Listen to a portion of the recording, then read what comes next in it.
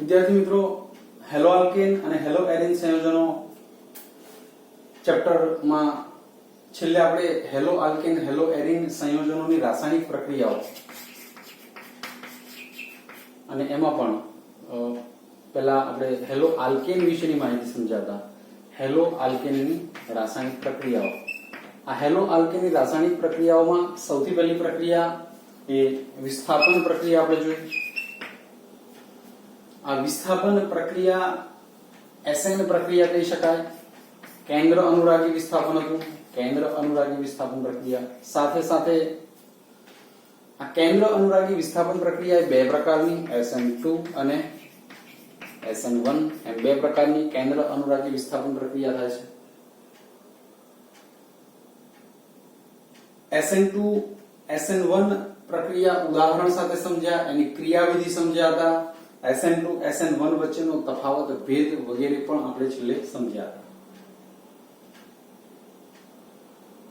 એના પછી આપણે કિરાલિટી વિશેની માહિતી સમજ્યા કે સંયોજન કાર્બનિક સંયોજનમાં જ્યારે કાર્બન સાથે જોડાયેલા ચારે ચાર સમૂહ જુદા હોય ત્યારે એને આપણે કિરાલ સંયોજન કહેતા હતા. એ પ્રકાશ ક્રિયાશીલ છે. એ ધ્રુવીભૂત પ્રકાશનું કાં તો જમણેરી અથવા ડાબેરી કોણાવર્તન કરે છે. જમણેરી કોણાવર્તન કરે તો આપણે ડેક્સ્ટ્રો, ડાબેરી કોણાવર્તન કરે તો આપણે લિયો કહેતા હતા. હવે આજે આ બે બાબતનો સમન્વય કરશું. કહેશો તો જે SN2 અને SN1 પ્રક્રિયાની વાત છે, આ SN2 પ્રક્રિયા અને SN1 પ્રક્રિયા એ કિરાલ સંયોજન માટે કરવામાં આવે ત્યારે કેવી નિપજો મળે, શું થાય, એ બાબતની ચર્ચા આજે આપણે કરવાની છે. ટૂંકમાં SN2 SN1 અને કિરાલિટી આ બેનો સમન્વય કરશું. અને એ સમન્વય કરતા અગાઉ આપણે સમજ્યા છે SN2 SN1 એ કોઈ કિરાલ સંયોજન નથી. એવા સંયોજન માટે માનો કે SN2 આપણે સમજ્યા હતા મિથાઇલ ક્લોરાઇડ માટે. મિથાઇલ ક્લોરાઇડ એ કિરાલ સંયોજન નથી, તો એ સમજ્યા હતા. આજે આપણે SN2 જ કરીશું, પણ કિરાલ સંયોજન હોય અને SN2 થાય છે ત્યારે શું મળે છે, કિરાલ સંયોજન હોય SN1 થાય છે ત્યારે શું મળે છે, એ બાબતની ચર્ચા કરીશું. આ સમજવા માટે સૌથી પહેલા તો ત્રણ અગત્યના ટર્મ્સ, એક ધારણ, બીજું વ્યુત્ક્રમણ અને ત્રીજું રાસાયણિક મિશ્રણ. આ ત્રણ બાબતને સમજીએ. આપણે વાત કરીશું અત્યારે કિરાલ સંયોજન માટેની. માનો કે આપણી પાસે કિરાલ સંયોજન છે, એમાં 1 2 3 અને 4 બંધક, 1 2 3 અને 4 આ ચારે ચાર જુદા જુદા સમૂહ છે. ધારો કે પ્રક્રિયા થાય અને સમૂહ 4 એ વિસ્થાપિત થાય છે 5 વડે. સમૂહ 4 એ વિસ્થાપિત થાય છે 5 વડે. જો એ વિસ્થાપન થાય અને દરમિયાનમાં આપણને જે નિપજ મળે છે 1 2 3 અને અહીંયા 5 આવી ગયું, 4 નંબર વિસ્થાપિત થયો, તો તમે કહી શકો કે 1 2 3 જ સમૂહ જે છે એની અવકાશીય ગોઠવણ બદલાઈ નથી, તો આને આપણે ધારણ કહીશું. બહુ સરળ રીતે તમને સમજાવી રહ્યો છું કે આપણી પાસે કિરાલ સંયોજન છે, ચારે ચાર સમૂહ જુદા છે, 1 2 3 4 અવકાશીય ગોઠવણ આ પ્રમાણેની છે. વિસ્થાપન કરીએ છીએ 4 નંબર 5 નંબર વડે અને દરમિયાનમાં જો એની અવકાશીય ગોઠવણ એવી ને એવી જ રહેશે તો એને આપણે ધારણ થયું કહીશું. હવે જોજો બરાબર. C સાથે 1 2 3 અને 4. જો એવું થાય કે જેથી કરીને 5 નંબરનો સમૂહ આવે છે, વિસ્થાપન 4 નંબરનું કરીને પણ જે ગોઠવણ થાય છે એ આવી થાય છે, જે 1 2 3 ના અવકાશીય સ્થાન છે બદલાઈ જાય છે, તો એને વ્યુત્ક્રમણ થયું કહીશું.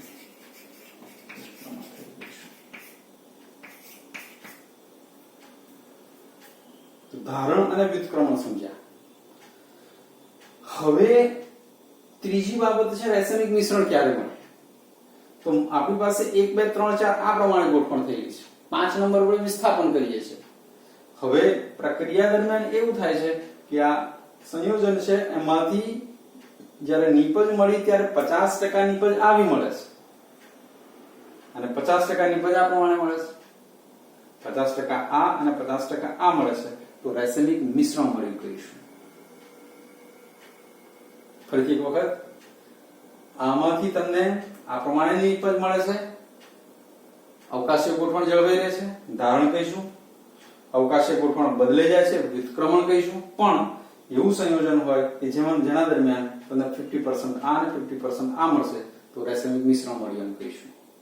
હવે આ બધી બાબતોને આપણે એકબીજા સાથે સાંકળવી છે. SN2 અને SN1 માટે આપણને કેવી નીપજો મળશે એ સમજવાની કોશિશ કરીએ.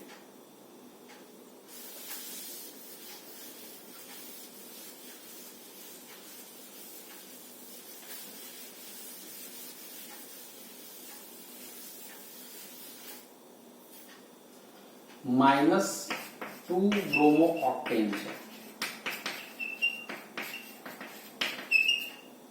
આ -2 બ્રોમો ઓક્ટેન ની પ્રક્રિયા આપણે OH- સાથે કરીશું અને આ પ્રક્રિયા આપણે SN2 કરવી છે અને છેવટે આપણને જે નીપજ મળશે +2 bromo octane plus octane two ol મળશે.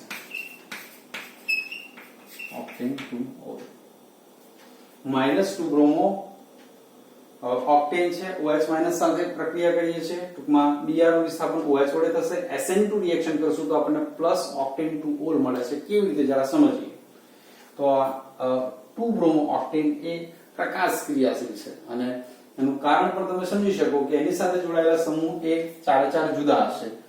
દાખલા તરીકે C સાથે Br, CH3, H અને C6H13. આમ જો તો આ ઓક્ટેન છે, 2 બ્રોમો ઓક્ટેન છે. CH3 CH સાથે Br અને પછી 6 કાર્બનની શૃંખલા એટલે 2 બ્રોમો ઓક્ટેન થશે. પણ આ જે 2 બ્રોમો ઓક્ટેન છે એ સંયોજનમાં કાર્બન સાથે જોડાયેલા 4 સમૂહ H, CH3, Br અને આ આખો સમૂહ વિચારશો C6H13 થશે. એ 4 જુદા છે માટે આ પ્રકાશ ક્રિયાશીલ છે. માનો કે એની અવકાશીય ગોઠવણ આ પ્રમાણેની છે ત્યારે એ માઈનસ સ્વરૂપે છે. માઈનસ સ્વરૂપે કે પ્લસ સ્વરૂપ હશે એ સંયોજનને તમે પોલરીમીટરમાં મૂકશો પછી જ ખબર પડશે. પણ ધારો કે આ પ્રમાણેનું એની અવકાશીય ગોઠવણ છે સમૂહની તો દરમિયાનમાં આપણને એ ડાબેરી કોણ આવર્તન આપે છે માઈનસ થશે તો -2 બ્રોમો ઓક્ટેન છે. -2 બ્રોમો ઓક્ટેન. આ -2 બ્રોમો ઓક્ટેન ની પ્રક્રિયા OH- સાથે કરશું. દરમિયાનમાં તમે જાણો છો કે SN2 રિએક્શન થાય અને SN2 રિએક્શન થાય તો આ OH- જે છે એ અહીંયા બેક સાઈડ થી એટેક કરશે. આ બેક સાઈડ થી એટેક કરશે, Br ને વિસ્થાપિત કરશે અને Br ને વિસ્થાપિત કરશે, OH અહીંયા ગોઠવાશે. બને છે જે આપણી પાસે નીપજ એ C સાથે અહીંયા OH આવી ગયો, CH3 H C6H13.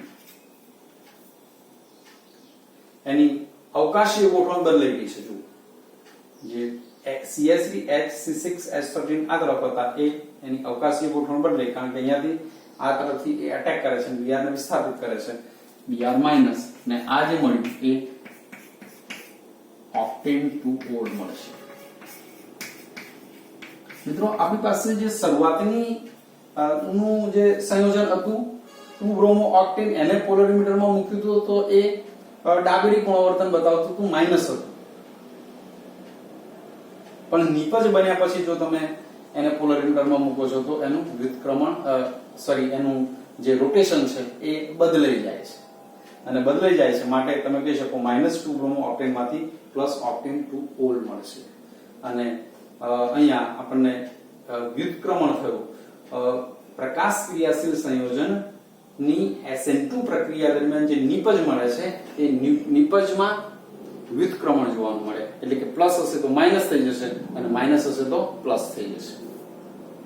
પ્રશ્ન તમને એવો પૂછાય કે પ્રકાશ ક્રિયાશીલ સંયોજનની SN2 પ્રક્રિયા દરમિયાન મળતી નિપજ ઉદાહરણ સાથે સમજાવો. અથવા પ્રશ્ન પૂછાય કે પ્રકાશ ક્રિયાશીલ સંયોજનની SN2 પ્રક્રિયા દરમિયાન મળતી નિપજ એ વ્યુત્ક્રમિત થયેલી મળે છે, સમજાવો. તો તમારે આ ઉદાહરણ સાથે સમજાવવું પડે. તો આ વાત કરી આપણે SN2 પ્રક્રિયા દરમિયાન પ્રકાશ ક્રિયાશીલ સંયોજન આપણને શું આપે છે? વ્યુત્ક્રમણ. આ એક બાબત જોઈ. હવે સેકન્ડ વન આપણે એ સમજીશું કે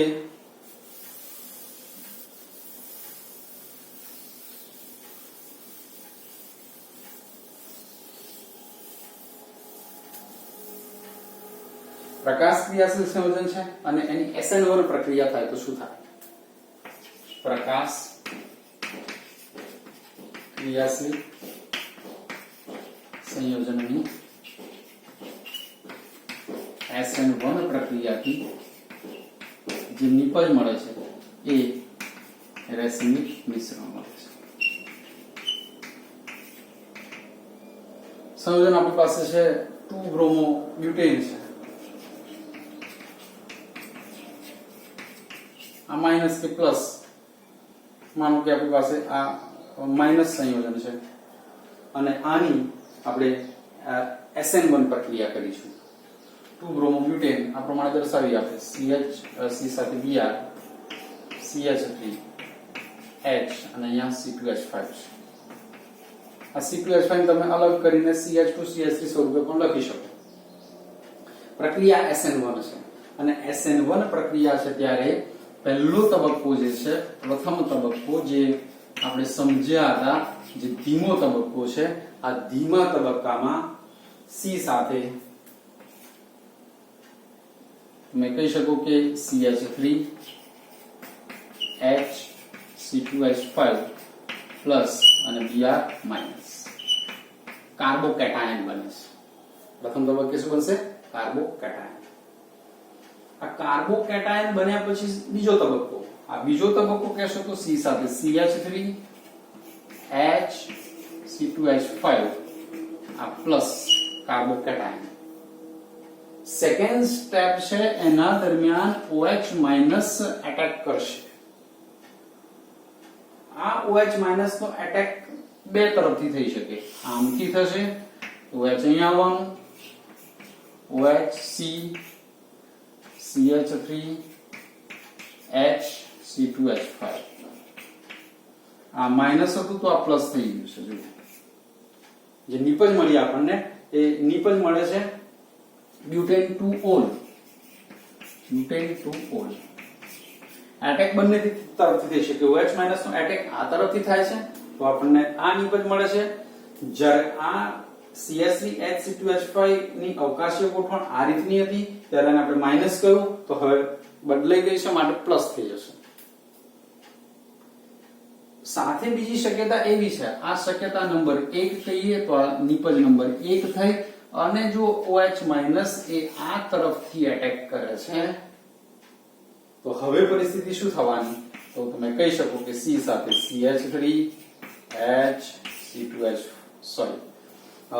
OH માઇનસ નો એટેક આ તરફથી થશે તો C સાથે અહીંયા OH CH3 H C2H5 આ જે સંયોજન બનશે એ તમે જુઓ છો કે જે રીતે 2 બ્રોમો બ્યુટેન ની અંદર અવકાશીય ગોઠવણ હતી એવી જ અહીંયા આ CH3 H અને C2H5 ની છે અને માટે થઈને એ 2 bromo butane minus butane 2-ol તમને માઇનસ મળશે.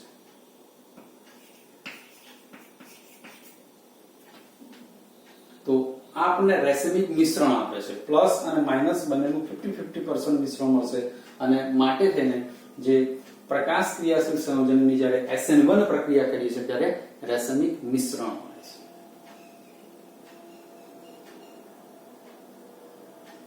આમ થવાનું કારણ શું થયું?